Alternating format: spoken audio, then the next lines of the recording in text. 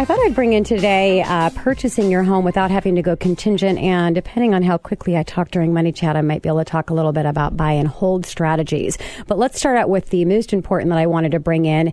If you're currently a homeowner right now and you're trying to purchase a property and you haven't sold your current home, seems to be a challenge for quite a few people out there. And I think the reason why is just the sense of urgency in this real estate market. We have seen huge appreciation in our local market here. Zillow reports home prices through June 30th of this year up 11.4% for the past year. A median home value in Seattle, $472,300. Again, this is by Zillow, and they're predicting another 8.2% rise in the next year. So, and depending on the area that you're looking in, we're back at the height of the market before we had our meltdown. So it's exciting to see this appreciation of the real estate market, but it puts a lot of demand and people just want to get into a home. And the combination that I've talked about many times as well, with the cost of money being so inexpensive, people are just wanting to take advantage of the market. Now, the challenge comes in is there's not enough inventory for all these buyers that want to get into the market. And so you've got that sense of urgency and maybe not wanting to wait to be able to sell your home first. Maybe you've got some improvements and things you want to do on the property to get top dollar, which you've heard a lot of my Realtor experts in studio talk about how important it is, even in this market, to do everything that you can to maximize the potential of your property, even though there's not a lot of inventory. Ultimately, you want to get the highest amount of profit that you can on that home. So that's making sure that it's in the proper condition. So that may take time.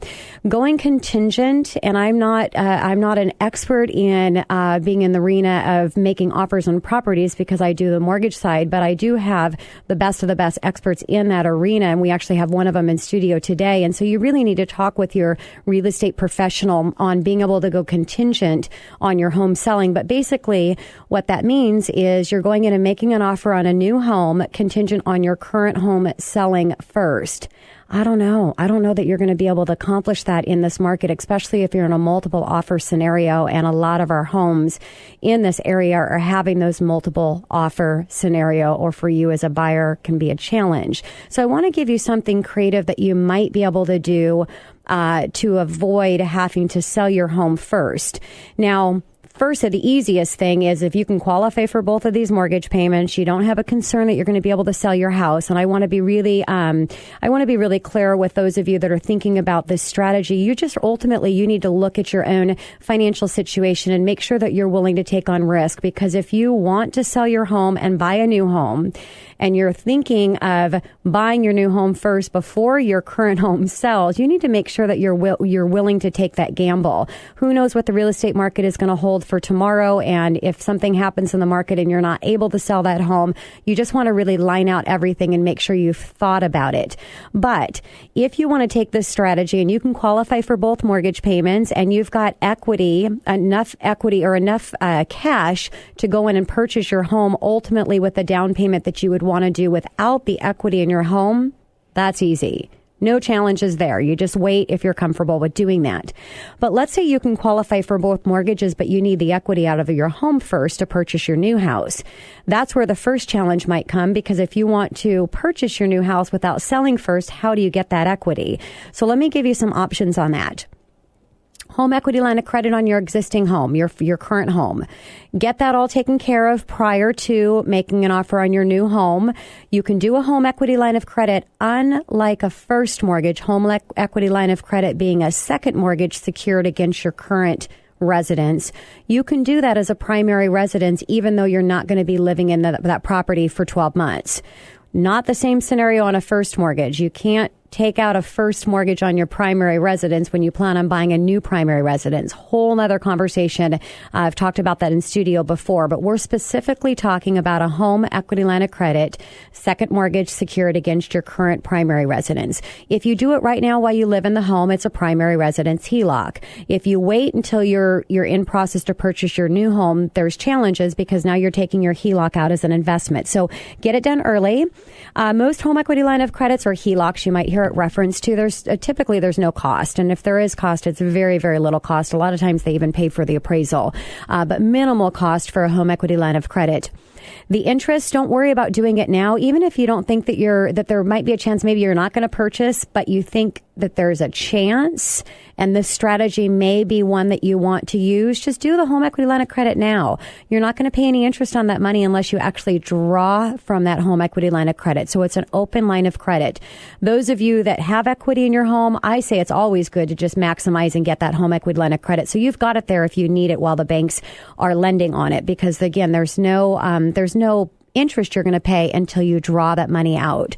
So get the HELOC or the home equity line of credit closed now, and then you're going to go and make an offer on your new home, and you're going to utilize the equity from that home equity line of credit on your current primary to bridge to purchase your new home. So ultimately, you're coming in with exactly the amount of down payment that you would come in with if you had access to that equity. So that's a really easy process to go through if you can qualify for these mortgage payments.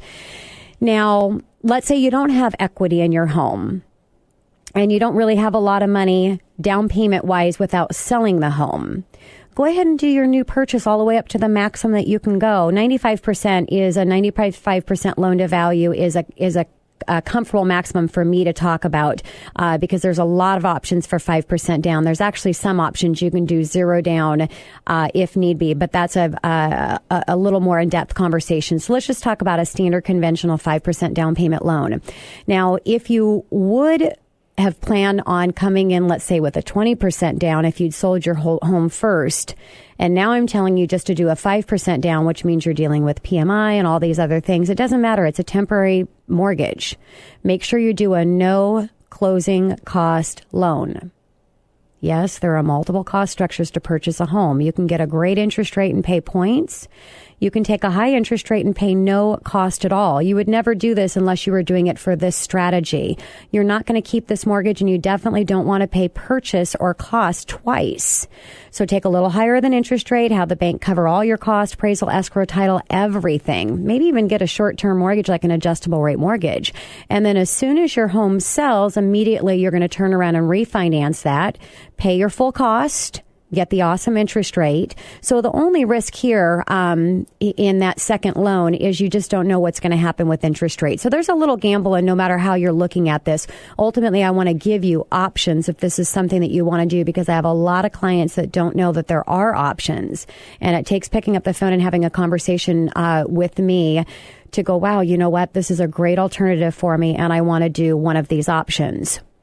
Now, last option you have, and this is an option you would use if you can't qualify for all these mortgage payments, because you got to qualify for your current mortgage payment. You got to qualify for your new mortgage payment. Maybe you're qualifying for an equity line of credit, whatever the case may be. You've got to make the income to qualify. If you don't fall in that, then you can look at short-term financing, and it is considered what the industry used to call hard money. Hard money meaning because it's expensive. You're going to pay a premium to take out this money, and it's a short term, which means you've got a period of time you have to pay this back. Otherwise, it's going to be a really bad scenario for you. So the short-term financing is anywhere from 6 to 12 months. So minimum 6 months, maximum 12 months, depending on the qualification. So you'll know what that term is in your contract. This option, what you're going to do is just take out, they're going to pay off your current mortgage. They'll pay that off for you, and you're going to pay a short-term loan until you can sell that house, and you're going to be able to go in and purchase your new home. So, okay, I put a little tease there, buy and hold strategies. No time for that, but I will bring it up next week during Money Chat. Coming up next on the Money Hour, life changes can be exciting, and transitioning into senior life is no exception. Less responsibility, more time, simpler life. What a great life ahead if you have the best team in place to assist. And one of those team members you need is relocation. How do you relocate from one property to another property? Well, that's why I have Ian Tolmie with Caring Transitions Seattle right here on 1150 AM KKNW after this short break.